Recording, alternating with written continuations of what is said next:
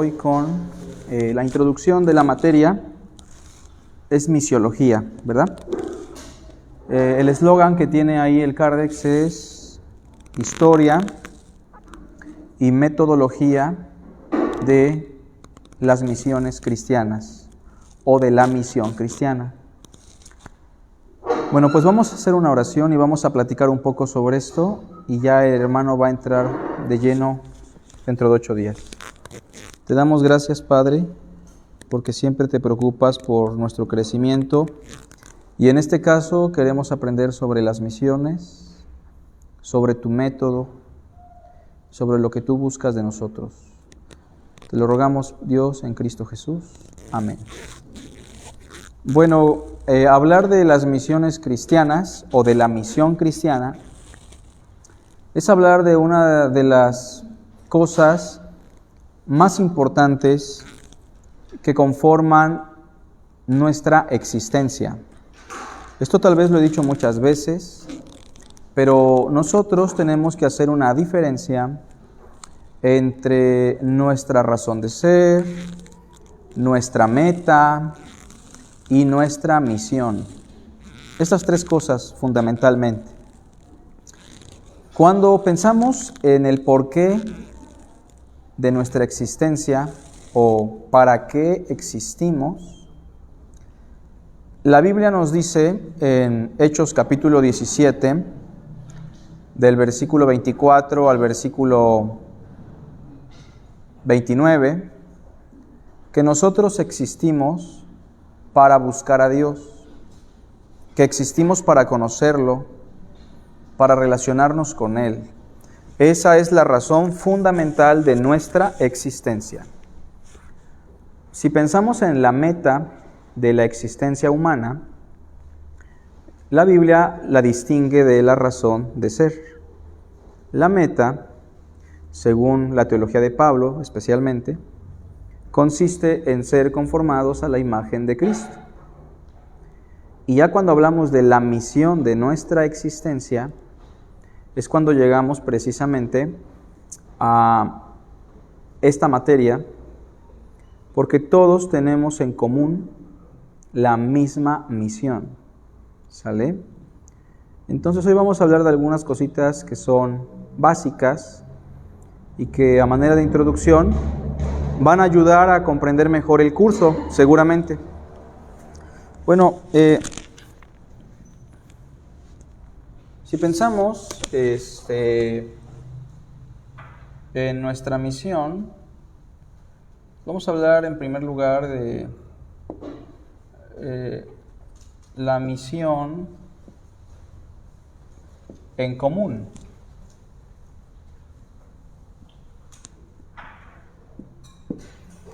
Todos tenemos una misión en común, ¿verdad que sí? Esa misión que todos los creyentes tenemos en común, ¿cuál es? Id por todo el mundo y haced discípulos a todas las naciones. Entonces, la misión está definida en los Evangelios y el libro de los Hechos. Por ejemplo, en otras palabras, la misión que tenemos en común es ser testigos de Cristo, llevar el mensaje de Cristo a todo el mundo. Esa es la misión que tenemos en común, ¿sale? Entonces, si pensamos en los textos que hablan de esa misión en común, pues tenemos a Mateo, capítulo ¿qué? 28, versículos. Vamos a usar la Biblia.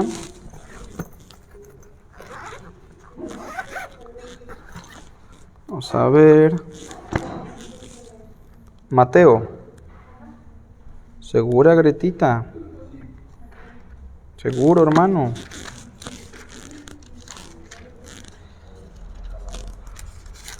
Mateo 28, del 18 al 20, vamos a poner. ¿Quién lo quiere leer? Por favor. Acercándose Jesús les dijo: Toda autoridad me ha sido dada en el cielo y en la tierra. Vayan, pues, y hagan discípulos de todas las naciones, bautizándolos en el nombre del Padre, y del Hijo, y del Espíritu Santo, enseñándoles a guardar todo lo que les he mandado. Y recuerden, yo estoy con ustedes todos los días hasta el fin del mundo.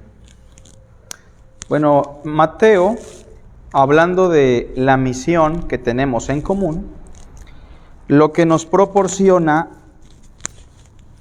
es el método a seguir. ¿Sale? ¿Cuál es el método? ¿Alguien sabe? Ahí dice, ¿no? O sea, antes de eso. Id y hacer discípulos. Entonces el primer paso de nuestro método, según Mateo, es hacer discípulos en todas las naciones, después bautizarlos y después de bautizarlos, enseñarles. Entonces la misión que tenemos como cristianos está definida por un método que aparece en Mateo. Podríamos hablar de 3 cosas, ¿no? Hacer discípulos,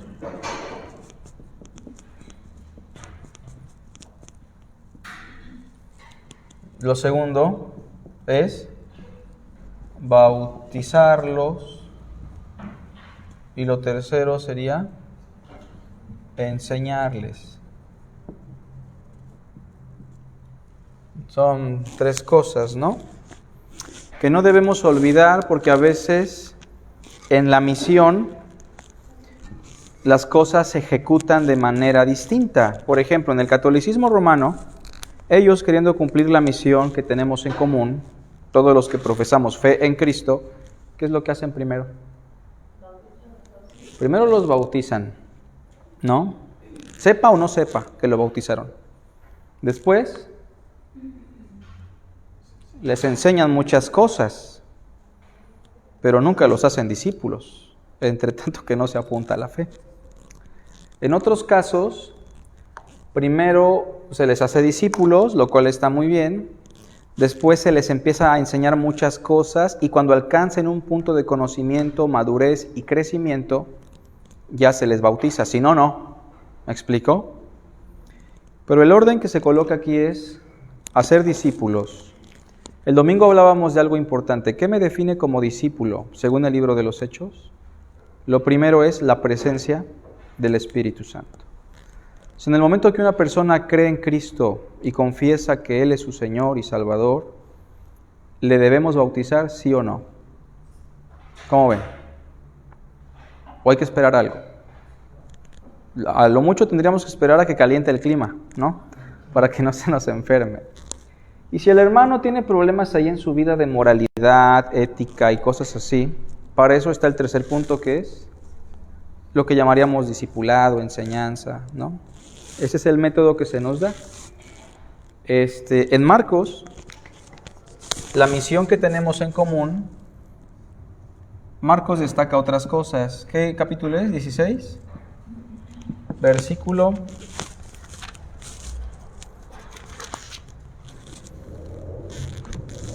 15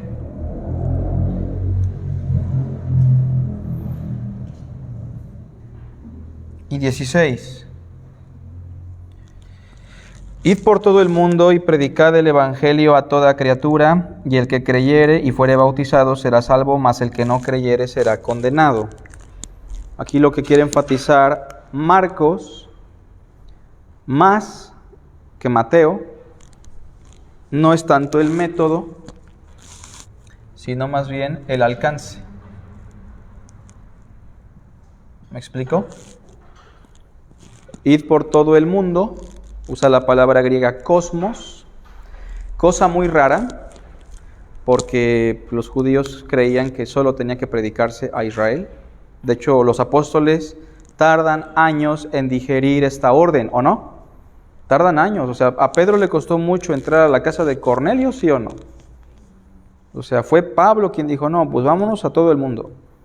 Pero Marcos enfatiza el alcance. Id por todo el mundo y predicadle el evangelio a toda criatura. Curioso que no diga a todo ser humano, a todo hombre, Porque los judíos de la época creían que los que no eran judíos no eran imagen de Dios, eran como animales, ¿me explico? Gente de otra clase. Y entonces el mandamiento es a todo tipo de criatura. Obviamente no implica animales, ¿no? Pero entendiendo que los judíos sí nos veían como si fuésemos animales. El alcance. Entonces aquí se destacan dos cosas sobre el alcance, que es todo el mundo. Cuando llegan los conquistadores al continente, no sé si saben por qué nos llaman indios o por qué les llamaban indios, porque ellos decían, es gente sin Dios. Vamos a los sin Dios. Y así se quedó el término, indio, sin Dios. Gente sin Dios. Una cuestión complicada porque los indios eran los de la India, ya tuvieron que llamarse hindús, pero la cuestión era esa, ¿no? Todo el mundo. Y la otra cuestión que enfatiza el texto es toda criatura. Esto ya abarca desde una mujer, un hombre, un niño, un anciano, una persona indígena, una persona rica, una persona de alto estatus, una persona muy pobre, un adicto, todo tipo de personas. Esa es la misión. Entonces, fíjense cómo volvemos a reiterar lo que decíamos al principio en la mañana. Cada escritor dice algo que puede variar, pero cuando sintetizamos las cosas, podemos encontrar una definición más amplia, ¿no?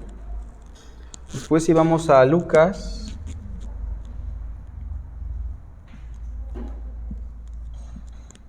¿Lucas qué? 24, ¿no?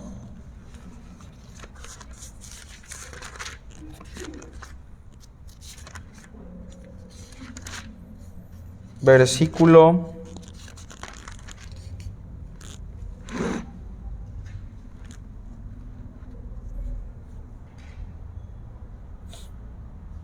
45.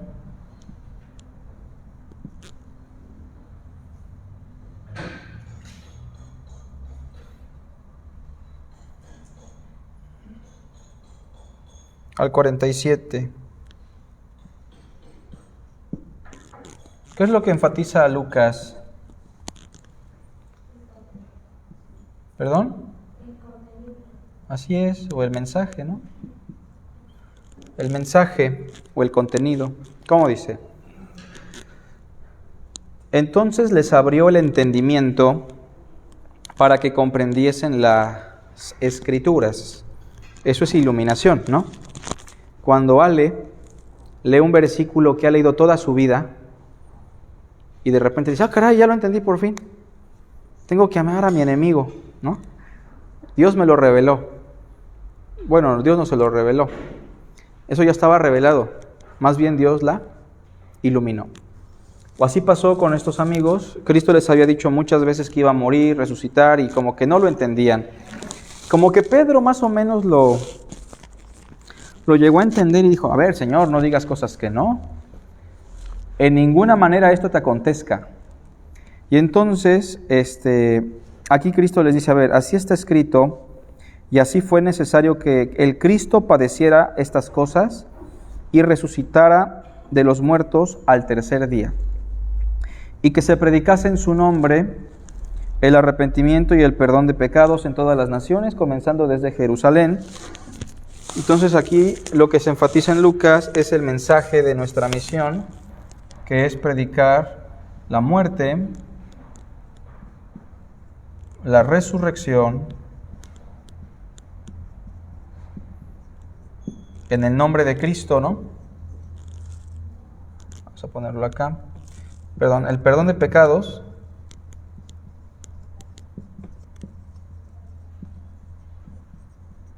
y todo esto se predica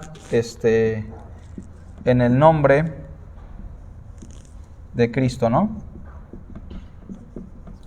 Es decir, predicamos de una expiación por los pecados, predicamos de una esperanza de resurrección, predicamos de perdón de pecados en el nombre de Jesús. Como dirá Pedro, en ningún otro nombre hay salvación. Ese es el mensaje. El D sería Juan. Vamos a buscar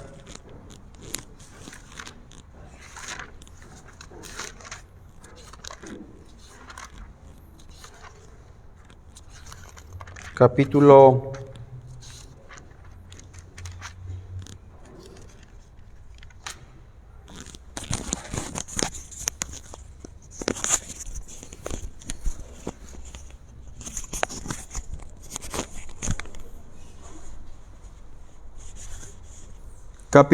20, por favor. Versículo 21. ¿Alguien lo quiere leer? Juan 20, 21. Entonces Jesús les dijo otra vez: paz a vosotros, como me envió el Padre, así también yo os envío. Entonces, el modelo es lo que nos proporciona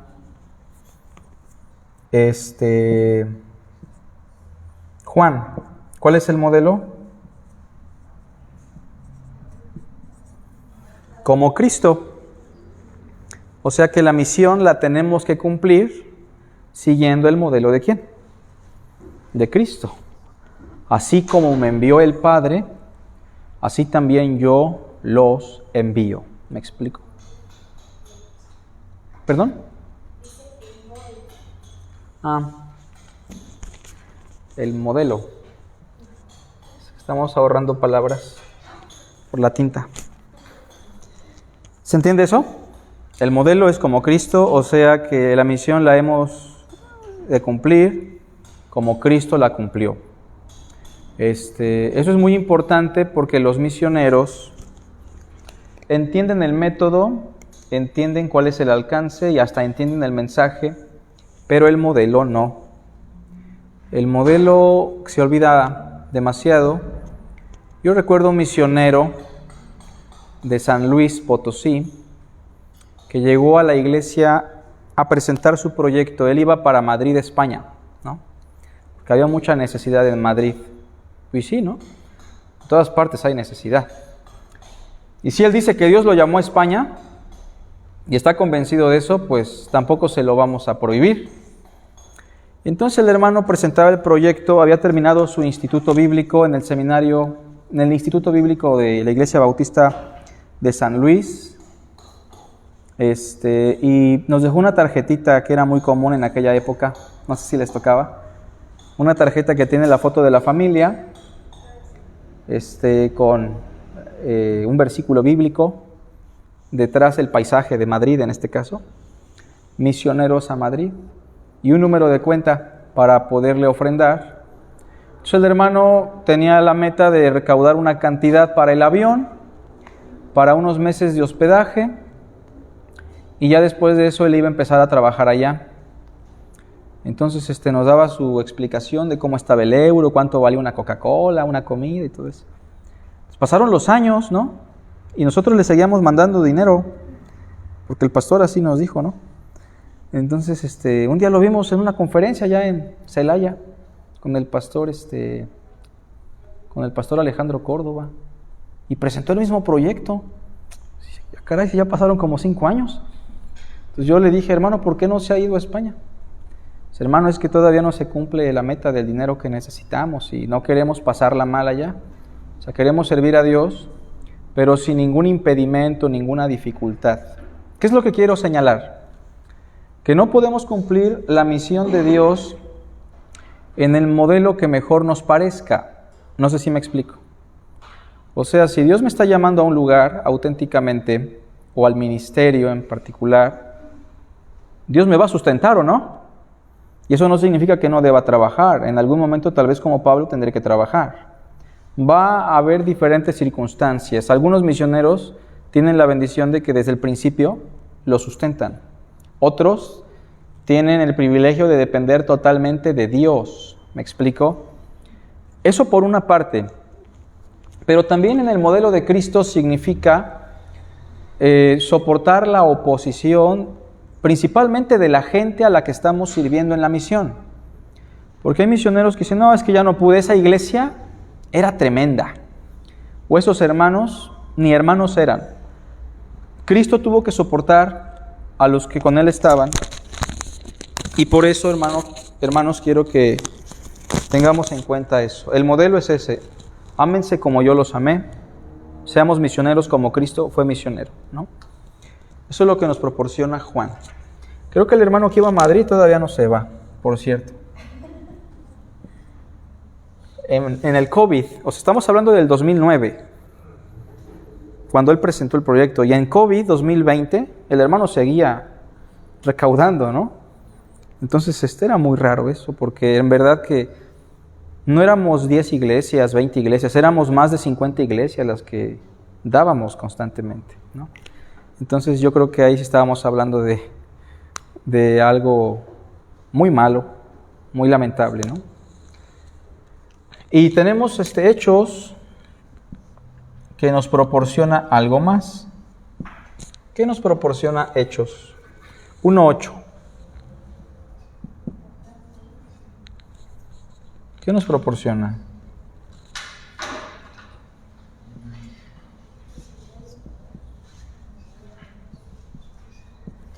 Hechos nos proporciona la expansión.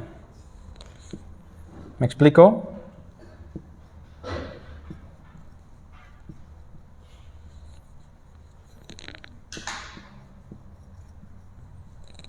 ¿Cómo dice? Recibirán poder cuando el Espíritu Santo venga sobre ustedes y serán mis testigos en Jerusalén, en toda Judea y Samaria y hasta los confines de la tierra. Entonces el texto dice, a ver, me serán testigos cuando reciban poder del Espíritu y me serán testigos en Jerusalén. Después, ¿en dónde? O sea, sí sabemos que Jerusalén era la capital, ¿no? Judea, ¿qué sería? El estado del sur. O sea, Israel estaba dividido en dos partes. Samaria era una ciudad que estaba en el norte, ya estamos en otro estado, la parte norte. O sea, abarcamos Jerusalén, Judea, Samaria, y pongo España porque para la gente de aquellos días, el fin de la tierra, que era Finisterra, precisamente era lo que conocemos hoy como España, parte de Portugal. Por eso Pablo, en Romanos, no sé si han leído, que en Romanos dice, hermanos, después de ir a Roma, me propongo ir a España. No sé si han leído eso. Creo que no llegó. Pero el punto es que para Pablo su misión terminaba llegando a España. O sea, ya había predicado en todas partes. Obviamente que si le hubieran dicho que en América había gente, tal vez hubiese el hermano querido pasar. Entonces, pensando en el principio de expansión que nos da Hechos, nosotros tenemos que ser testigos en Jalapa después.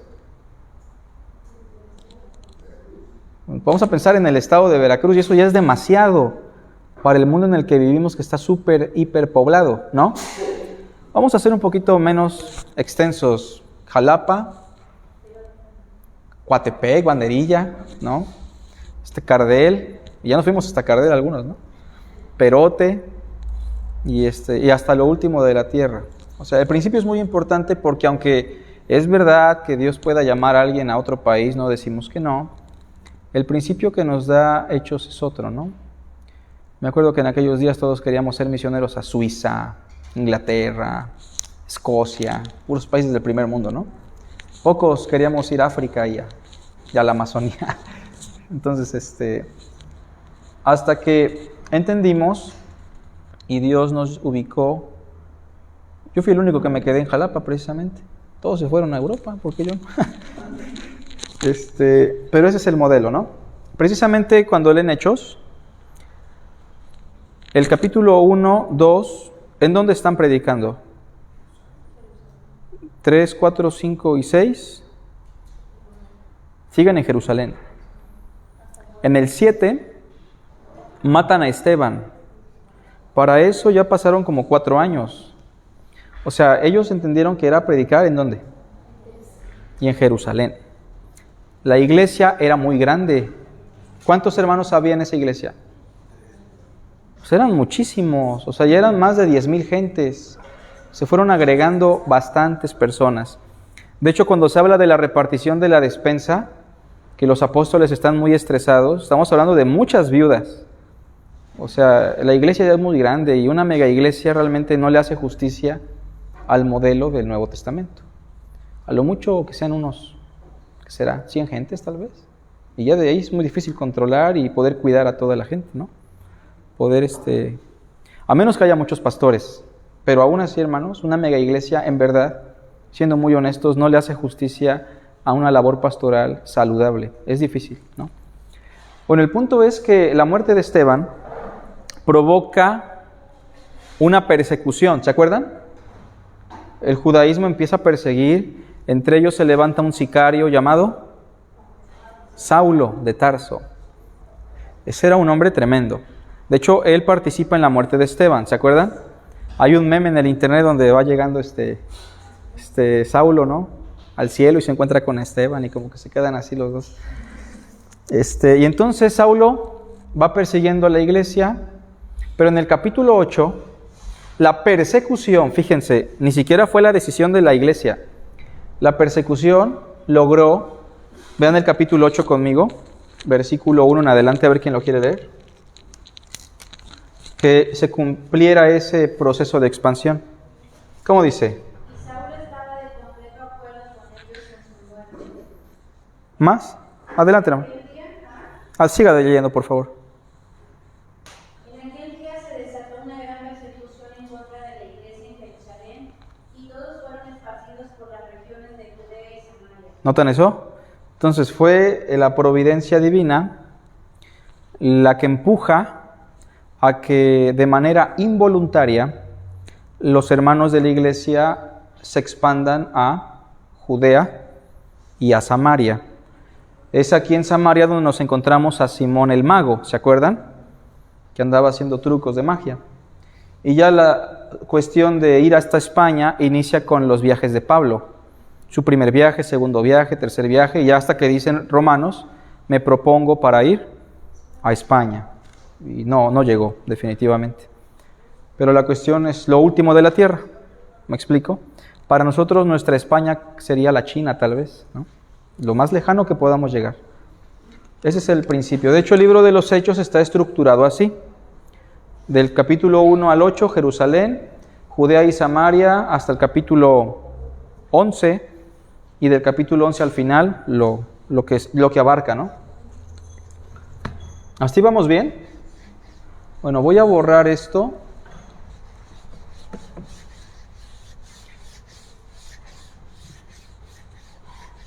Entonces, Mateo nos proporciona el método, Marcos el alcance, Lucas el mensaje, Juan el modelo, Hechos nos proporciona la expansión. Número 2, después de hablar de la misión en común, vamos a hablar de la misión particular.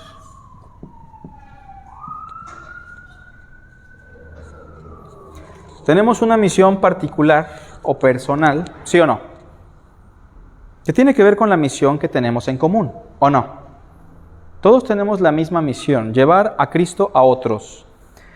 ¿Pero a qué me refiero con una misión particular? Que cada uno tiene que identificar el ministerio, el lugar, el tiempo y las condiciones para cumplir con esa misión. No sé si me explico. A mí me costó mucho eso porque cuando recién me convertí yo ya quería ser misionero. Y más a esos países, ¿no? Todos nos estábamos bien emocionados a los 15 años. No, pues ya me querían llevar para Argentina. Y un pastor vino de Israel y me ofreció dinero y carro y casa y casi hasta esposa en ese momento. Me dijo, si se quiere casar, yo le pago la boda. Pero vayas a Buenos Aires porque hay una comunidad de judíos y ya después nos dimos cuenta que me querían expulsar de la ciudad. Después me querían mandar al Ecuador, ahí a la zona de la Amazonía, con un pastor de Toluca llamado Víctor Gallo. Pero mis papás no quisieron y pues no fui. Y entonces, yo tuve que ir madurando y tuve que entender que para empezar no era el momento, que no tenía ni la edad, ni la madurez, ni el conocimiento, y tuve que dejar que Dios me fuera guiando. Y aquí, hermanos, esto sí es algo muy personal que cada uno tiene que identificar con docilidad.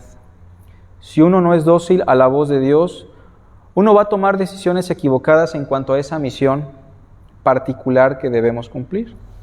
Y entonces, lo menos que yo quería era como quedarme en Jalapa, porque pues así como que la empresa misionera de la iglesia bautista en la que estábamos era grande, muy grande. El fundamentalismo tenía muchas misiones y todas eran internacionales. Entonces como que el chip que te sembraban de manera indirecta era salir, porque ellos decían, aquí hay iglesias fundamentales, hay que salir a otras partes del mundo. Y entonces me expulsaron de esta iglesia, pasaron algunas cosas, pero la cuestión es que un día empecé a orar en la casa y a predicarle a la gente de la colonia, y se agregaron unas familias, y empezaron a llegar personas, y empezaron a aprender, y ya cuando vieran 20, 15 gentes, y entonces yo no quería, pero al final tuve que reconocer, y tuve que ser dócil a la voz de Dios, ya había pasado más tiempo, tuve que reconocer que mi misión estaba aquí, en esa colonia, en ese momento, ¿no? Y también para poder avanzar a otras personas, tuvimos que dejar que Dios fuera guiando. Y lo mismo vamos a encontrar en la vida de algunas personas. Por ejemplo, si pensamos en Pedro, en la misión particular de Pedro, y pensamos en Pablo, los dos tienen la misma misión, ¿sí o no? En común sí, pero de manera particular, ¿qué diferencias hay en sus misiones? ¿Perdón? Bueno, por una parte Pedro va ¿a quién? A la circuncisión, ¿no? Y Pablo va a los gentiles, ¿no? Básicamente va a los judíos y a los gentiles, ¿no? ¿Qué otra cosa diferente notan en el ministerio? Pues Pedro se va a quedar en Jerusalén, después se va a mover con los años, pero durante mucho tiempo se va a quedar en Jerusalén, con Jacobo y con Juan. Y Pablo se va a mover en el mundo entero, ¿no? Ahora, providencialmente, sus contextos de vida estaban determinando también eso, ¿o no? Pedro no habla griego, Pedro solo habla arameo. Es un hombre del vulgo y sin letras, ¿se acuerdan? Ha avanzado mucho, pero el impacto de la educación de Saulo, y eso es muy importante porque también Dios nos va a usar muy acorde a lo que hemos hecho en la vida, ¿no? Y entonces Pablo habla griego, habla latín, habla arameo, habla hebreo, y seguramente tiene una capacidad sorprendente para memorizar idiomas y muchas cosas, ¿no? Otro enfoque que encontramos que es distinto en ambos, ¿cuál es? Pedro, por excelencia, destaca como predicador. Y Saulo destaca como un maestro. Y eso lo vamos a notar. O sea, cuando Pedro predica públicamente, la gente se convierte, ¿sí o no? Están compungidos de corazón, las masas se mueven. Y cuando Pablo predica, siempre lo quieren matar, ¿no? ¿Se acuerdan de eso? O sea, predica en cualquier ciudad y le quieren matar, le quieren cortar la cabeza, lo quieren apedrear. Se entiende que su predicación no es tan contundente como la de Pedro, pero cuando enseña a Pablo, definitivamente su enseñanza es profunda. ¿Me explico?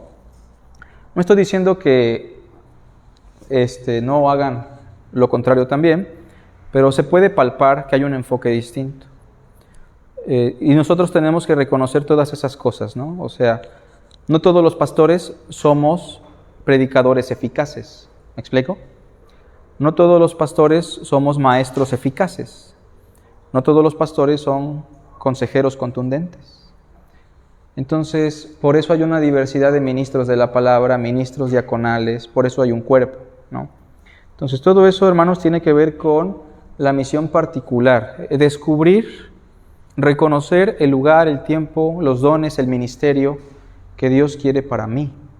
Eso es muy importante que se reconozca. ¿Sale?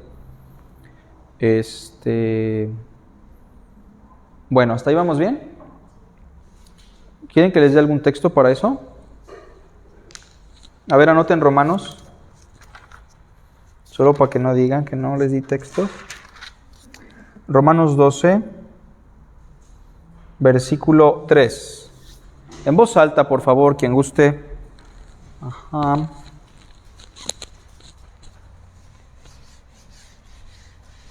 Digo pues por la gracia que nos dada a cada cual que está entre nosotros, que no tenga más alto concepto de sí que el que debe tener, sino que piense de sí con cordura, conforme a la medida de fe que Dios repartió a cada uno. Pues el texto dice que cada uno debe ser consciente de sí mismo, ¿sí dice así? Y no tener un concepto más alto del que debe tener. O sea, yo por más que quisiera ser diácono, no puedo ser diácono.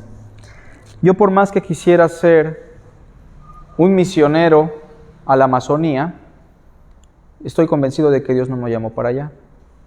Y aunque me gustaría ser misionero en un país del primer mundo, tampoco Dios me quiere allá. ¿Me explico? Y aunque me gustaría ser el mejor predicador, yo sé que mi fuerte no es eso, es la enseñanza. Entonces cada uno tiene que ir reconociendo las cosas que Dios le ha dado. ¿Me explico? El lugar, el momento. Esto es muy importante porque si no se hace así, es el dedo del hombre. Como en algunas iglesias, ¿no? Donde el pastor está por un contrato de 3 años y lo renuevan y lo cambian y lo renuevan y lo cambian, hasta por votación. Y eso ya no permite que se cumpla una misión particular, ¿no?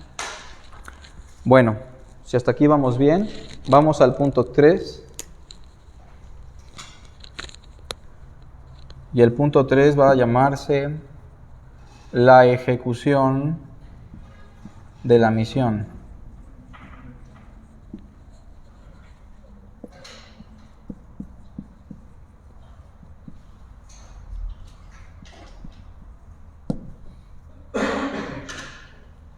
La ejecución de la misión.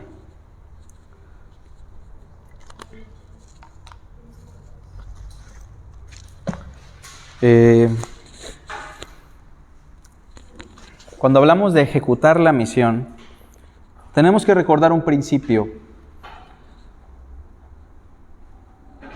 Nosotros, como cristianos, iniciamos a ser hijos de Dios cuando nos es implantada la vida por el Espíritu Santo.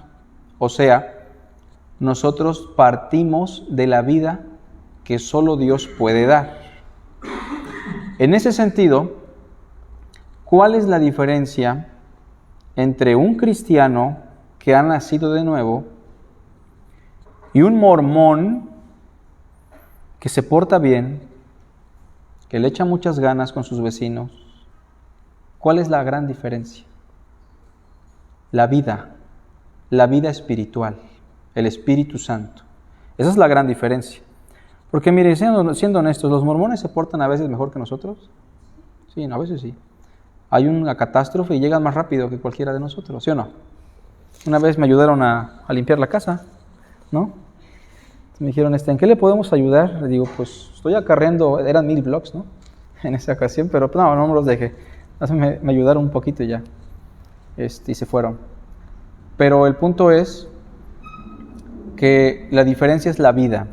Ahora, si pensamos en la iglesia, ¿qué diferencia hay entre la iglesia y una empresa misionera? ¿Qué diferencia habría? ¿Cuál? Lo mismo, la vida. Entonces, al ser un organismo vivo, todo lo que surja de nosotros, de manera individual y de manera colectiva como iglesia, tiene que surgir de manera orgánica. No sé si me explico. ¿A qué me refiero con orgánico? En todo. Una cosa es que, por ejemplo, yo esté soltero y diga, me voy a casar con ella, porque es cristiana. ¿Eso es orgánico? ¿Cómo ven? ¿Verdad que no? Esa es mi decisión. Y otra cosa es que a partir de una decisión consciente, ¿sí?, de manera natural, orgánica, en el tiempo indicado, Dios una a dos personas, ¿me explico?, y se pueda formalizar una relación de manera orgánica. Lo mismo pasa si queremos abrir una iglesia. Supongamos que ya no pasé el examen de la universidad y mi papá dice, pues ¿sabes qué, hijo? Pues no fuiste muy bueno para la escuela, la verdad. Y como que eres muy torpe para los oficios, yo creo que te vamos a mandar al seminario. Y ya, pues yo me inscribo, pues paso las materias, porque el pastor es bien buena onda conmigo, el director. Y de repente lanzan la convocatoria, se necesita pastor para la iglesia bautista, la verdad que permanece, porque los que estaban ya no están. Y entonces llega la convocatoria al seminario para los graduados y dicen, no, pues yo. ¿Eso fue orgánico? Eso no fue orgánico. Digo, hay cosas que por la misericordia de Dios se enderezan y ya como que se componen. En todas las cosas, puede ser una relación mal hecha de pareja, puede ser una iglesia que inició y no tenía que iniciar, y Dios por su misericordia lo encamina, lo endereza. Pero el ideal es que las cosas surjan de manera orgánica, ¿sale? Por eso no creemos en esto de contratar pastores para que vengan a una iglesia. Porque miren, hermanos, esto no es orgánico. O sea, si ha de levantarse un pastor en una iglesia donde no hay pastor, tendría que levantarse ¿de dónde? De esa iglesia, de manera orgánica. ¿Me explico?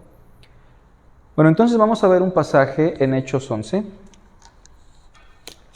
para ver cómo se debe ejecutar esto, ¿no?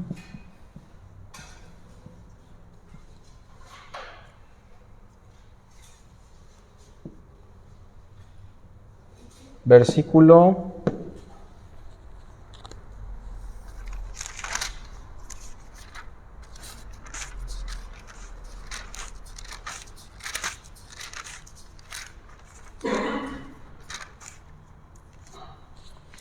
Hablar de la ejecución es hablar de la reproducción, básicamente.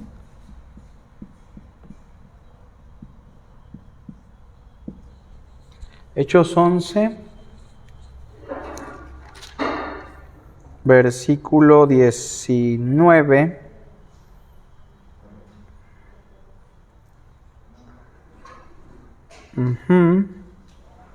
Al versículo 26. ¿Tenemos? ¿Quién lo lee?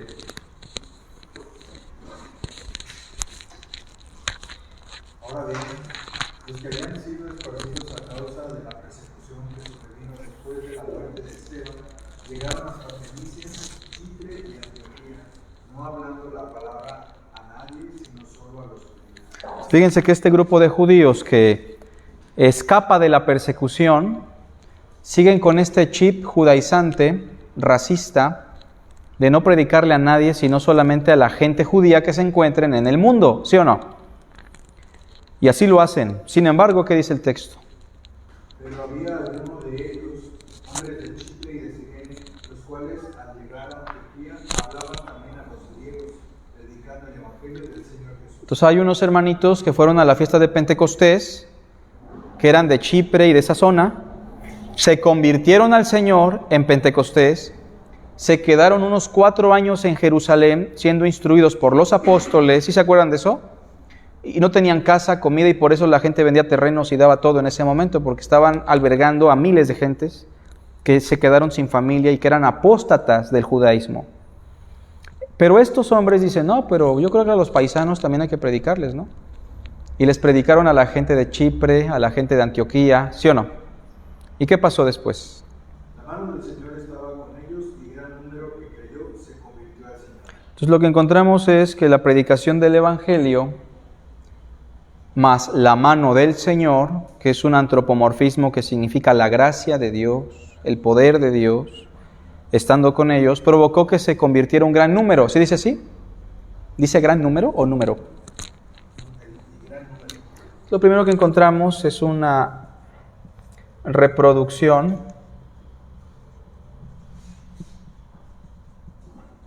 numérica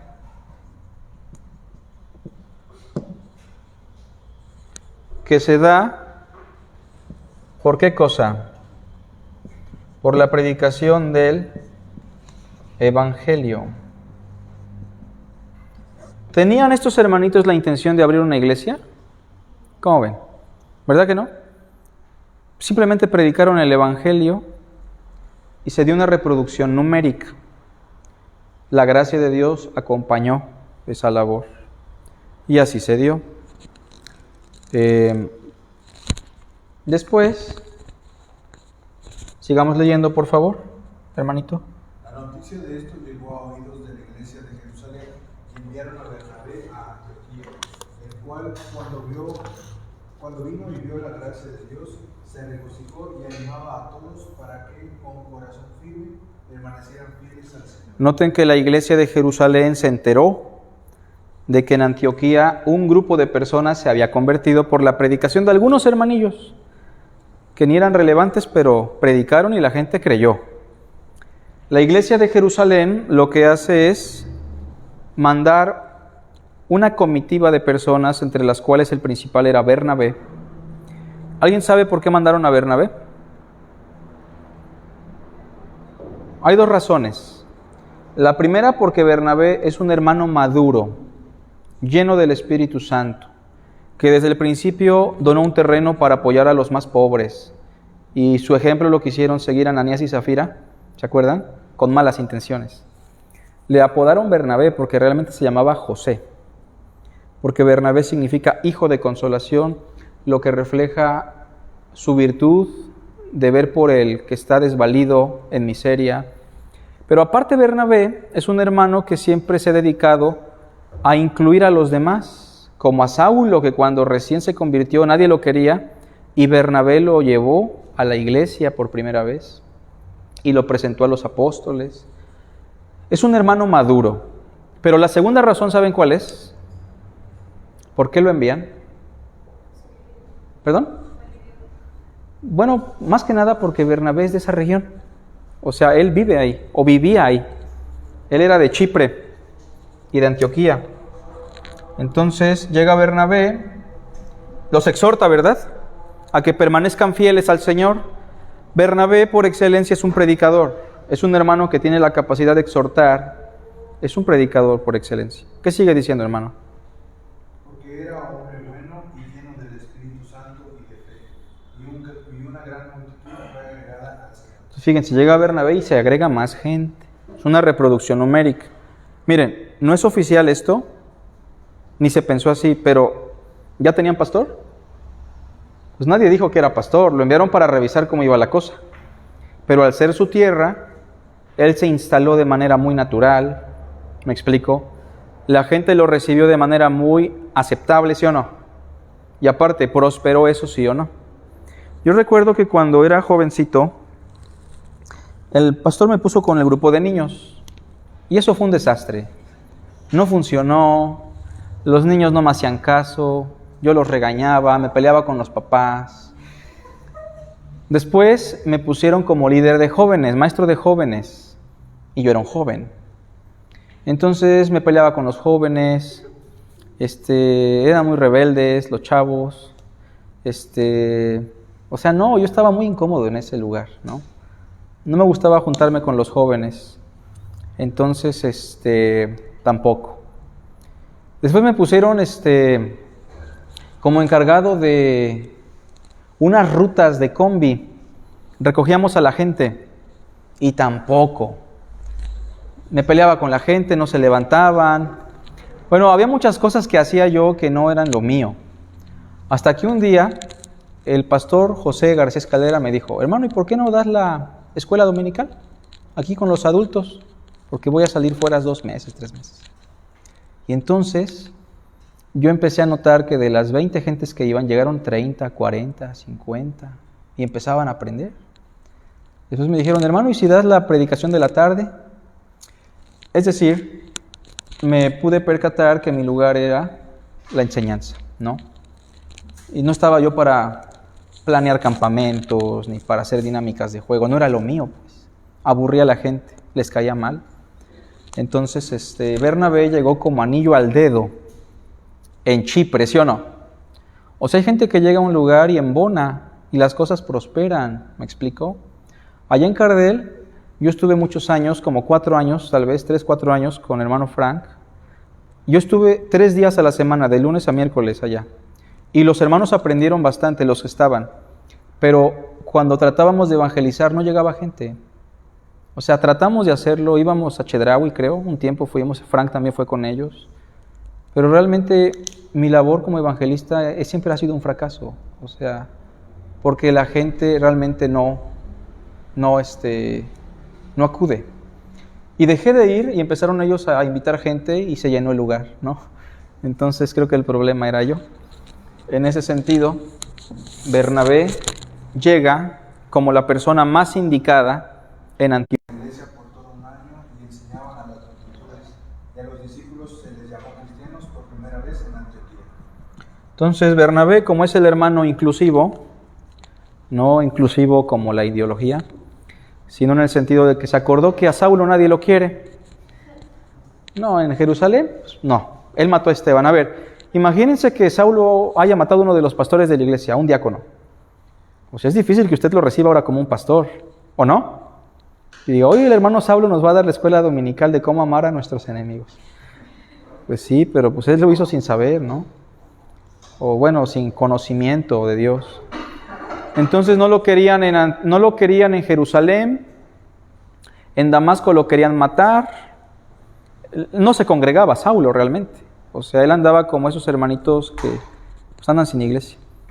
Y entonces Bernabé lo lleva porque, pregunto yo, ¿hay algo en Saulo que es útil o no? A diferencia de Bernabé, Saulo va a proporcionar enseñanza. Aunque los primeros pasos de Saulo se dan por la instrucción de Bernabé realmente. O sea, realmente el que conoce más en este punto, el que tiene más experiencia es Bernabé. Pero Saulo va a aportar mucho. Y entonces le van a enseñar a mucha gente ¿por cuánto tiempo? 1 año. Se les va a llamar cristianos porque van a lograr que la gente se parezca a Cristo. ¿Y qué dice el capítulo 13, verso 1? Después del año. 13, 1. Había entonces en la iglesia que estaba en Antioquía profetas y maestros: Bernabé, Simón al que se llamaba Ángel, Lucio de Cirene, Manaén, el que se había creado junto a Herodes el tetrarca, y Saulo. Entonces, una vez que hay reproducción numérica por la predicación del Evangelio, debemos de dejar de enfocarnos en evangelizar a la gente en la calle. No que no se deba hacer, pero no es como un ministerio prioritario en ese momento. O sea, el evangelismo se tendrá que dar de manera natural en el día a día, pero no como un énfasis para el grupo. ¿Me explico? Este grupo no necesita en ese momento ser más evangelizado o salir a evangelizar. Ese grupo que necesita enseñanza para que se dé una reproducción ministerial. Entonces, después de 1 año de enseñanza, en Antioquía vamos a encontrar ¿a cuántos maestros? A 5, ¿no? Saulo, Bernabé y otros 3, ¿verdad que sí? O sea, ya vemos una reproducción de ministros pastorales. Son 5 personas que ya pueden enseñar. Eso va a permitir que se dé otro desarrollo, que es la reproducción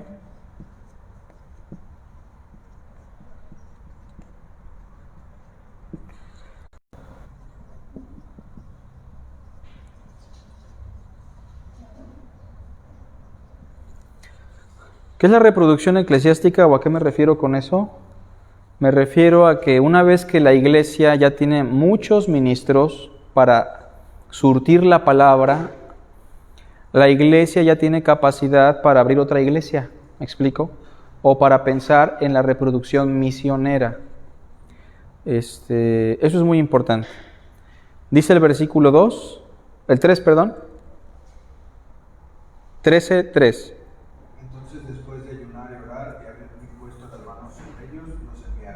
Verso 2, ministrando estos al Señor, ¿verdad que sí? Entonces, la actividad ministerial, fíjense, la actividad ministerial entre paréntesis, eso, es lo que va a permitir que exista una reproducción eclesiástica. ¿Por qué Frank y su servidor pueden ir a Cardel con más frecuencia a capacitar a los hermanos que se acaban de agregar? Porque en la iglesia tenemos otro pastor, tenemos otros maestros, ¿no? Si no, sería imposible. Entonces la reproducción misionera se debe dar cuando tenemos una pluralidad de ministros en acción. Y entonces la predicación del Evangelio da un número de conversos, la enseñanza da una reproducción de ministerios y la actividad ministerial, el trabajo de varios, permite la reproducción eclesiástica. ¿Hasta aquí vamos bien? ¿Sí? Bien. Entonces, si ven conmigo ahí en el capítulo 13, dice el pasaje que después de estar ellos ministrando, el Espíritu Santo dijo, o sea, no fue el impulso de los hermanos, sino orgánicamente el Espíritu Santo dijo, apártenme a Saulo y a Bernabé para la obra a la que los he llamado. Sí dice así, ¿no? Y habiendo ayunado y orado, los despidieron. En el sentido de que los despacharon, ¿no? Pero ellos siguieron regresando a esa iglesia, que era su iglesia madre, o la base, básicamente. Bueno, esto está más enfocado a la metodología y a los principios generales de la misiología. Con respecto a la historia de las misiones, pues yo creo que el hermano Saúl les va a explicar más sobre la historia misionera, pero pues yo les recomendaría que en esta materia estén leyendo el libro de los Hechos, principalmente, y digamos que el epicentro cristiano va a irse moviendo de acuerdo a la misión. O sea, en el primer siglo vamos a estar básicamente en todo lo que es la tierra de Israel, parte de Asia Menor y también parte del Imperio Romano. De ahí en el siglo II, siglo III, siglo IV, todo el Imperio Romano. Cuando inicia la Edad Media es el Imperio Romano, el epicentro del cristianismo.